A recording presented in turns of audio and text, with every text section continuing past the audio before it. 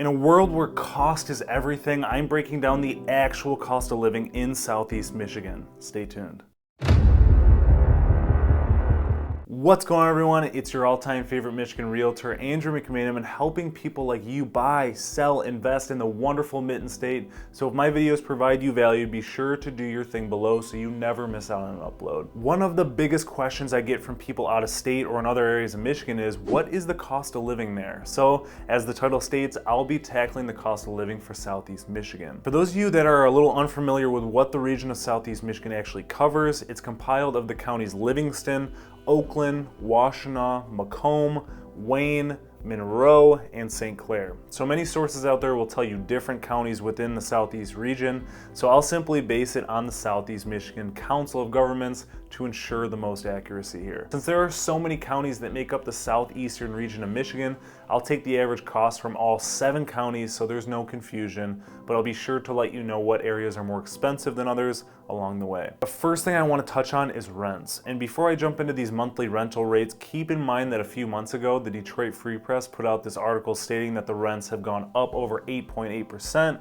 over the last 2 years, just like they have across the nation, differentiating a few percentage points. As you can probably tell from watching some of my videos, I am a very visual person, so that's how I tend to create my videos. So I'll touch on 3 of the more popular counties in Southeast Michigan for these precise rent rates: Livingston, Oakland, and Wayne County. If you're looking for a 3-bedroom, 1.5 bath home for rent in Livingston County, you could expect to pay an average of just over $2,000 a month with a payment of just over $1,600 in the 25th percentile. If you're wanting to get a 2-bedroom, 1-bathroom home for rent in the same county, you can expect to pay an average of $1,182 and $985 a month on the lower side of things in that percentile. In Oakland County, for a 3-bedroom, 1.5 bathroom, you'd expect to pay just over $2,000 a month and $1,592 on the lower side of things. If you wanted a 2-bedroom, 1-bathroom home in the same county, it would be just under $1,300 a month, with $1,066 being on the low side. If you were looking in the Wayne County area, which covers anything on the border of Novi and Northville over to Dearborn, you'd expect to pay $1,468 a month and $1,148 a month on the low side for a 3-bedroom, 1.5 bathroom home.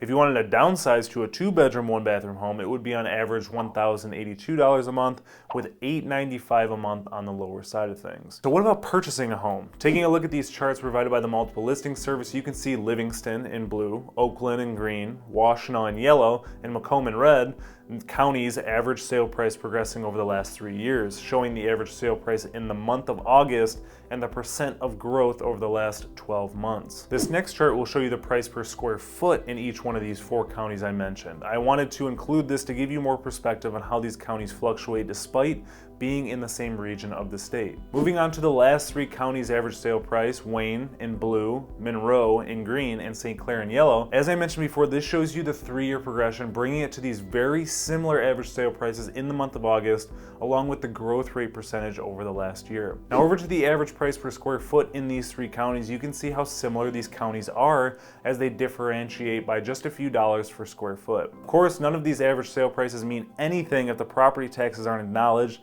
since rates vary from county to county. I'll provide the chart from H&R Block that breaks down the median annual real property tax payment and average effective real property tax rate in each of the counties in Southeast Michigan. According to this resource, the Michigan's average effective real property tax rate is around 1.64%. Other sources will say 1.44%.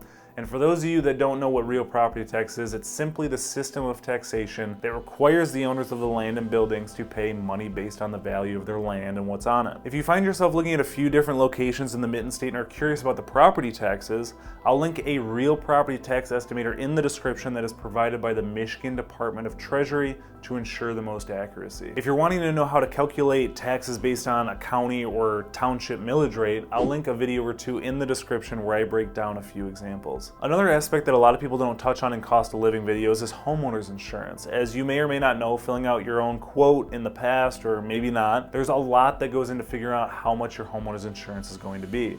In Michigan, the average cost for homeowners insurance is just over $1,200 a year for a $250,000 home. Granted, my home's a little bit more than that and mine's a little bit lower. So there's a lot of factors involved. Just be sure to quote it out and get several quotes so you can get the best rate. Another question that a lot of out-of-staters ask me is, how much does it cost to move there? And I'm glad you asked, so I'll break down a couple scenarios. U-Haul does a great job of giving you on-the-spot rates without committing you to anything. In this example, we'll take a look at moving costs from Silicon Valley, California area to Southeast Michigan. The 10-foot truck, which is sized for a studio or one-bedroom apartment, will be about $2,656, which doesn't include the environmental fee or damage coverage, which would bring the total to about $2,800, and that doesn't include the gas driving from point A to B. If you decide you want to get a couple movers to accompany you in the packing of the U-Haul, you could expect to pay them $250 to $350 an hour in California and $150 to $250 an hour when you get to Michigan.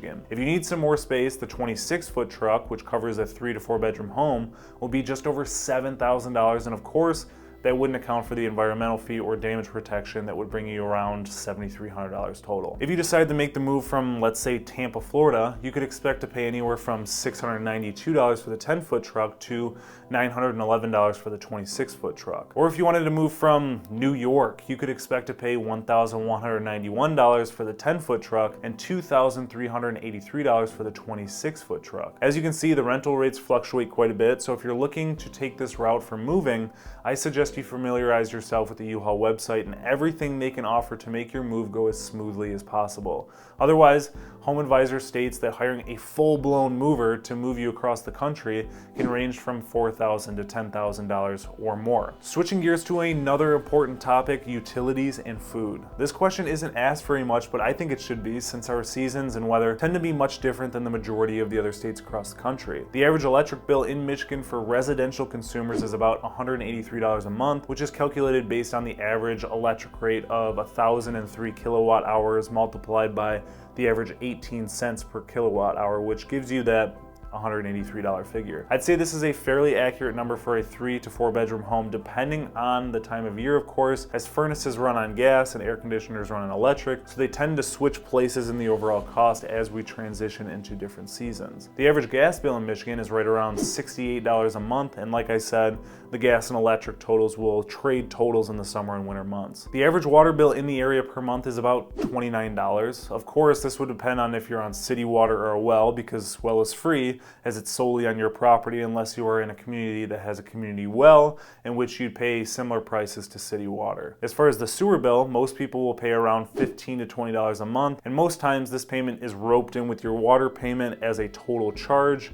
But if you're on a septic, then of course it's free until you need to spend $200 to $300 to get it pumped every 3 to 5 years. The average internet bill in Michigan is right around $59.99. As of right now, I pay $50 a month for AT&T internet, and that's only for about 100 megabytes per second. And since I'm someone who utilizes the internet quite a bit, it's actually not as bad as it would seem. I know fiber internet users are probably out here wondering how I live my life, but for better internet, you could expect to pay $80 to $120 a month, depending on your needs, of course. But when it comes to the average phone bill, it would depend heavily on your carrier, but on average, the typical phone bill is $127.37 a month, but there's no say to how many people are on that plan. For me, I pay around $83 a month on a Verizon plan for unlimited talk and text with 3 other people on the plan. I have an iPhone 12 Pro that I have not paid off yet. Just out of curiosity, how much are you paying for your phone and what carrier do you use? Let me know in the comments below. Last but not least, I want to touch on the grocery bill. The average single adult will spend about $3,000 to $3,500 a year on groceries. For me and my fiance, juggling a Costco membership and frequent stops to Kroger and Meijer, we spend on average $120 to $150 a week on groceries for us too. We tend to shop fairly healthy and spend more for better quality, so I could see that average more so being around $115 to $120 a week if you're just buying the typical foods. I hope this video helped you figure out the cost of living and how much it will cost to move to the state of Michigan.